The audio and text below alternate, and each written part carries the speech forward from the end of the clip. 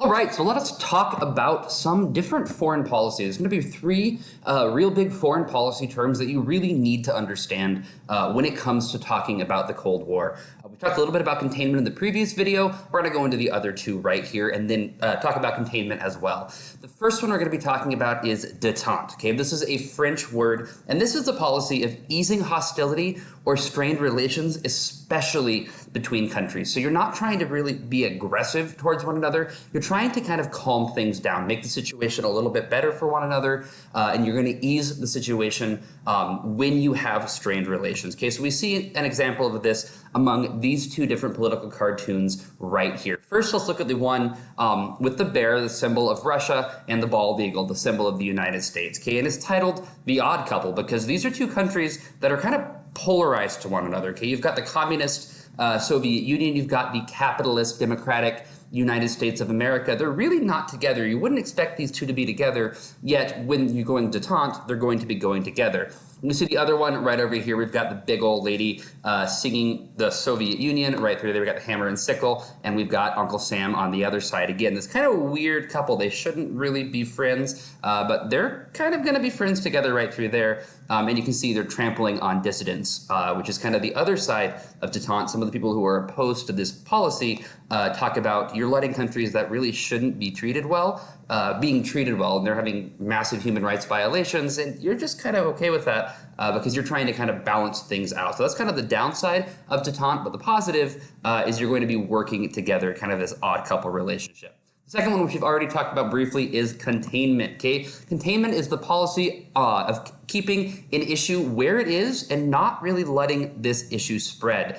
So, for example, in Sources of Soviet Conduct by George Kennan, we see him talk about the belief that the United States should maintain a, quote, long-term, patient but firm and vigilant containment of Russian expansive tendencies. Okay, so basically, keep the USSR where it is at, keep the Soviet Union where it is at, keep communism where it's at, and don't let it go. Okay, don't let it go any farther. Hope that it is going to calm down, or that the USSR is going to fall. This is like that analogy of the brain tumor I talked about previously, where you're not going to try to kill the tumor, you're going to kind of keep the tumor from spreading. We can see this right through here, this kind of idea of containment. Okay, you've got the Soviets on one side, the Americans on the other, these different infractions and suspicions they have against one another, and they're just going to kind of keep it where it is. That bear could easily jump across, that eagle could easily fly across, but they're just going to kind of stay where they're at, keeping these kind of tendencies and tensions apart from one another, and just kind of keeping stuff where it is. You're not trying to be friendly with each other, but you're not being outright aggressive towards one another. We can also see it with this cartoon right through here. Okay, you've got the USSR right through there, and you've got the United States and all their allies kind of containing and pushing in on the Soviets, and you see the Americans viewing it as the opposite side right here of the Soviets trying to expand and have this world communist revolution going right through here. The last one to talk about is rollback. Okay, rollback is a strategy of forcing a change in the major policies of a state. This is usually by replacing the ruling regime. So you don't like who's in charge, you're going to actively try to get them out of power. This usually isn't going to involve war. This is a very aggressive policy. The downside of this policy is it can lead to war, and you could possibly lose that war. There could be a major financial crisis happening as a result of that conflict, or you could just destabilize an entire region as a result of this. Okay, a good example of this is Operation Ajax in 1953.